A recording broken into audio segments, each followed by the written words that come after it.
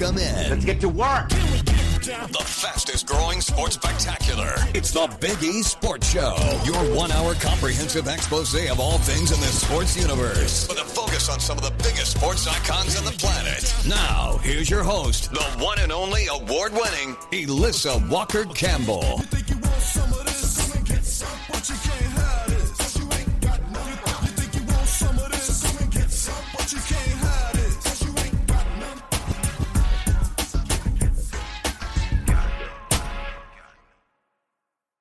Hey, welcome back to the Big E Sports Show. I'm your host, Elissa Walker Campbell, and it is always special when I get to welcome in family to the program. Joining us now is my son, Stephen Campbell Jr., former standout golfer at the University of Oklahoma, now pursuing his dream on the professional level. But before we dive into his golf journey, we've got to start with some Sooner football because Stephen had the chance last spring to tee it up with OU quarterback John Mateer. I want Stephen's takeaways on Oklahoma's big win over Michigan. Stephen, welcome back to the program. It's been a while since we've had you on the show, and you are now officially a proud graduate of the University of Oklahoma. How does it feel? Hey, Mom. It feels great. Glad to be back on the show again. And to your previous point about playing golf with John, yeah, he's a great guy. We kind of introduced each other in the weight room together when I was working out a lot this spring, and he's great, down to earth, very humble guy. And we were playing golf, and I'm actually very pleasantly surprised. He's a golf nut. Like, he played so much golf when he was at Washington State and Pullman, and he's tried to play as much as he possibly can when he's in Norman. A lot of the football guys, like this offseason, were big into golf. We got to play with a couple of them, and yeah, John's an athlete. Yeah, he can play. He's got a good looking swing. He probably doesn't get to practice that much. It was a lot of fun getting to play with him. It was me, John, and my former teammate Jackson Dow. So we had a good time that afternoon. Well, you share a little bit about as far as him as an athlete on the course and his playing game, but as a competitor, I mean, what kind of feel did you get from him? Yeah, no, he's a big-time competitor. He's always trying to improve. He's always trying to get better. And you've got to tell on the golf course, like, he had some fire to him when he hit some bad shots. And, he expects greatness out of himself. So I feel like there's no surprise to see the success he's having the first 2 weeks as an Oklahoma quarterback. So I'm excited to see how the rest of the season progresses. Well, it is fascinating just watching John Mateer. And there is, Stephen, a lot of excitement about him as a leader for this team going forward. Are you surprised just how quickly he's been able to make this transition? He looks like he's been there for 3 or 4 years already. No, not at all. I've kind of seen a little bit of the work that he's put in behind the scenes, just in the weight room, some videos, him on the football field in practice. And this guy, I mean, he's a born leader. He's driven, he's competitive, and just a high quality, a very highly talented guy. And yeah, I'm not surprised at all. I expect bigger and better things from him throughout the season, and nothing really is going to shock me at all. So it's going to be really interesting and pretty cool to see how everything plays out. Well, John Mateer led the Sooners from start to finish, and as a result, Oklahoma knocked off Michigan. What were your takeaways from watching that game? Yeah, that was big time. I haven't seen the Sooners play that good of football in a while, from start to finish.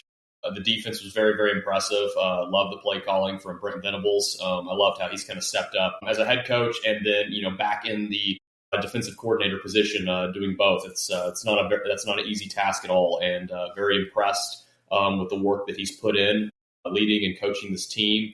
In our offense, we finally looked like we had some firepower. No offense to last year's team, but when I'd watch the games, the defense looked really, really promising, but the offense was very, very flat. And could not gain any momentum at all. So it was really, really cool to see John and Deion Burks and a lot of the other guys really step up and kind of bring back some flair in this offense. Yeah. Oklahoma in the SEC, it is always survival of the fittest. Stephen, what are your expectations for the Sooners this year? After watching the Michigan game, I feel like my expectations are a lot higher now. I feel like we're going to be actually competitive in the SEC. Potential to reach the SEC championship game, if not sneak into the playoffs. I feel like that's my goal for the Sooner football team, at least, is just to give ourselves a chance in the playoffs. And anything can happen there because the SEC talent is it's rampant and it's really, really good. I think if we sneak into the playoffs or get in the playoffs at all, I feel like we've got just as good of a chance as anyone. Former standout golfer at the University of Oklahoma, my son Stephen Campbell Jr., our very special guest on the Big E Sports Show. And I promise we're going to talk some golf here in just a moment. But you have always got your eye on the NFL, especially the Arizona Cardinals, and your favorite guy, your sensation, Kyler Murray. What are your expectations for the Cardinals this year, and your thoughts on Kyler? Yeah, no, Kyler, he played okay in game one. He actually had the flu and was up at 4:30 in the morning on game day. So I was very impressed that they figured out a way to win. I know the Saints aren't an incredibly, deep team and they're young. Win's a win in the NFL. So I was very happy and excited to see them pull out a win. Kyler, I feel like, just gets a lot of, unwanted hate just because he's short or kind of just anything, but he's going to be very successful in my opinion this season. I'm not too worried about that. And again, I hope we somehow sneak our way into the playoffs. It's been a while, so really excited to see what we do this next week against Carolina. It's been fascinating to watch. Kyler Murray's leadership has certainly grown over the years. What stands out to you, Stephen, about his growth as a quarterback and even as a person? He's grown a lot, especially professionally. I mean, he came off a big-time ACL tear a couple years ago, and that can ruin a lot of players' careers. And the work that he put in to get back into a position where he can be successful again speaks volumes. So I'm really excited to see just how he's going to continue to grow these next couple of years and hopefully lead the Cardinals to a playoff berth and make a deep run. Well, we've not been surprised at Kyler's success. He certainly had one of the most electric seasons in OU history, winning the Heisman Trophy in 2018. But, Stephen, I think you nailed it. You talk about all the twists and turns and ups and downs at Arizona, coaching changes to the injuries. And I think that one thing that stands out in my mind is just how he has responded and continues to step up to adversity. And that's got to be inspiring to you as an athlete yourself. Yeah, absolutely. It's not how many times you get knocked down, but it's how many times you get back up. I know it's cliche and cheesy, but it's true. Yeah, just the relentless grit and hard work that he puts in. It is inspiring as a professional athlete myself. I know we're not on the same level yet, but yeah, no, it's really, really cool to see kind of, his comeback and, how he's continuing to lead and grow every single day. Well, let's turn the page and have some reflections on your career at Oklahoma. You certainly had a tremendous run. And what does it mean to you personally to have been a part of such a storied program? Yeah, no, it means the world. I had time in my life at the University of Oklahoma. It was definitely some of the hardest years of my life, but some of the most rewarding. My freshman and senior year they didn't go kind of how I wanted to, but I'm very thankful for the adversity that I faced throughout those years. It just grew me into a completely different person, not just on the golf course, but off the golf course. And now I had a really, really fun and pretty good run for the 3 years that I really played and competed for the Sooners. And yeah, I really enjoyed my time there. I got to play in some fantastic golf courses. Just learned a lot about myself. And yeah, I'm just not the same person when I walked into school in 2020 as I am now. So it's starting to translate to the professional level. And yeah, I'm just trying to use all the things that I learned at OU for them to translate at the pro level. Well, and having the opportunity to play for head coach Ryan Hybl, he is a Hall of Famer. What kind of impact did he have on you as a player and also as a person? Yeah, no, Coach Hybl was fantastic. He was like a little bit of a father figure to me as well. He, really knew when to light into me, but he also knew when to, kind of put his arm around me and really encourage me and pick me up. And I mean, takes no possessions off. He's a no nonsense kind of guy, and he's going to light into you if you're doing something poorly. But he's always wanting you to get the best out of yourself, and it's a very military mindset at OU. I don't think a lot of people realize that. You gotta bring it every single day because every single player on that team's freaking good. And if you take any day off or any possession off, like you're gonna be paying the price for that. So he's led a wonderful team. You can see it in the success he's had coaching Oklahoma and all the great players that have come from that program, like Chris Gotterup, McAllister, Welch, just to name a couple. Yeah. So you can just see it in the players that he's put out professionally, that his method to his madness it does work. It's hard, but it does work. It is military-esque, and that is one of the reasons why Coach Hibble is so effective at developing players and building winning teams. And I think, it runs in his family. I mean, you look at his brother, he was a standout. Nate was a standout quarterback at the University of Oklahoma, 2003 Rose Bowl MVP. So it runs deep in his family. And Papa Hibble, he was a football coach. So these boys are gritty. Yeah, they are. Yeah, no, he does come from a football program and kind of runs the golf team a little bit like a football coach, which some people can kind of turn the other cheek on that and not really, kind of understand it. But I actually like it a lot just because there's no excuses. There's no BS.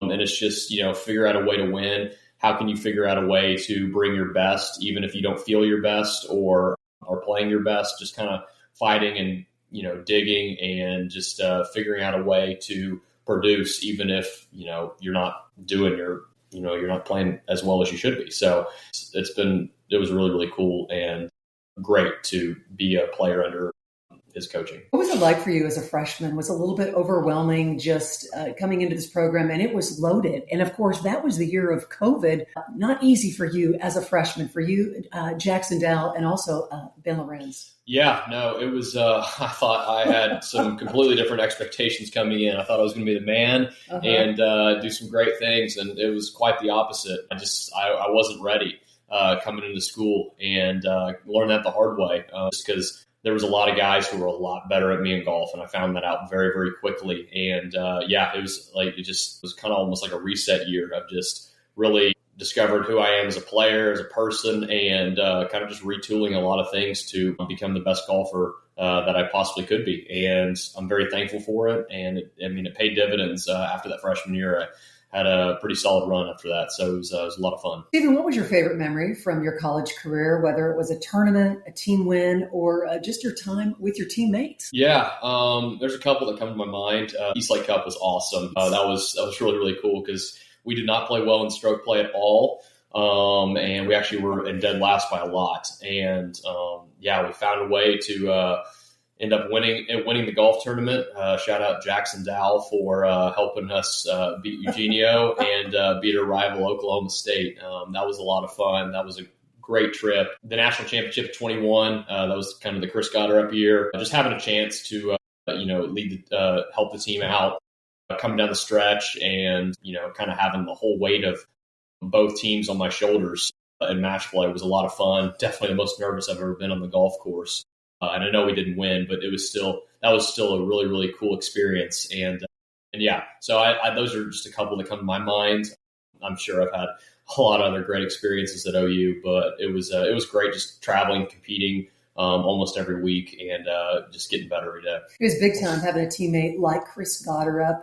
What did you learn from him now that he is on the professional level and on the PGA Tour and had a sensational 2025? Yeah, Chris was a great teammate, not only just a great golfer, but he was a really, really good teammate, very similar to kind of coach. Like, he brought the best out of everyone every single day. He brought it every single day. And a lot of people might not realize this, but he was one of the hardest workers on that team that I've ever seen. So there's a reason why he's so successful, especially now professionally. I mean, you could see it a couple months ago when he went on that pretty sweet 3-week run, and we could all see it, in college, because he was that freaking good in college. So it's really cool to see his success from college now really truly translating to the professional level. Not that it wasn't before, but now just like on the level that we all knew and expected and saw. Has being a Christian helped shape you, how you approach golf and how you approach the game of life? Yeah, no, absolutely. My faith's very, very important to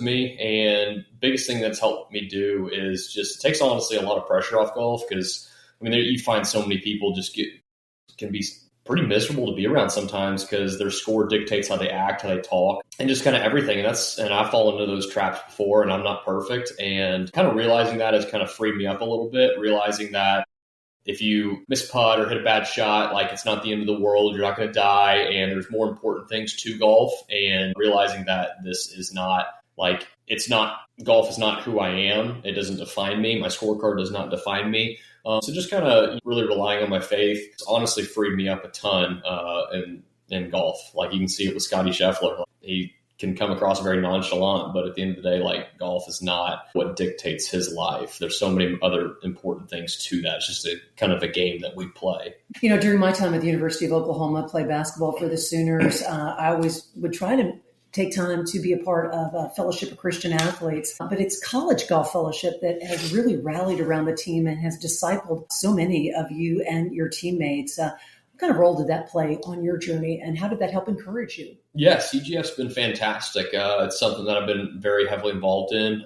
Even in high school, I kind of got introduced a little earlier than most people, and I've loved it. Kind of each year, I've grown a lot in my faith and just become a lot more spiritually mature, and a lot of that has to do with College Golf Fellowship and a couple of the guys that will do Bible studies once a week at our house in Norman. And they just kind of helped me grow. It's a great sense of community. That's kind of the biggest thing that's really helped me, is having a really good sense of community in college, especially going to an extremely secular university. That's a little different than a small private Christian school. So it's really nice to have some great people that you surround yourself with, can kind of relate to you, not only as Christians, but as golfers. So yeah, CGF means the world to me, and I'm very, very thankful for them. And I'm so glad that, they do a lot of things professionally as well. So yeah, they've been fantastic. You've got to share, Stephen, with our audience a really special memory. Last October, you had the opportunity to be baptized with your teammate Connor Henry at Coach Ibble's house. Would you mind sharing that? Yeah, no, that was awesome, because I've always felt like I've been a believer my whole life, but really didn't know what it meant kind of until 7th grade, when I truly became a full-time believer. And kind of between then and present day, I never was really baptized. Had a true believer's baptism, and just I felt like the Holy Spirit was really tugging on my heart in church one day, and it was just something that I really couldn't ignore. And I talked to couple guys in CGF, kind of, wanted to hear their thoughts, and made the decision to end up getting baptized. And it was actually really cool. We got to do it in our Coach Ibble's pool with Connor Henry as well, one of my former teammates. And that was a fantastic experience, kind of seeing the whole team out there.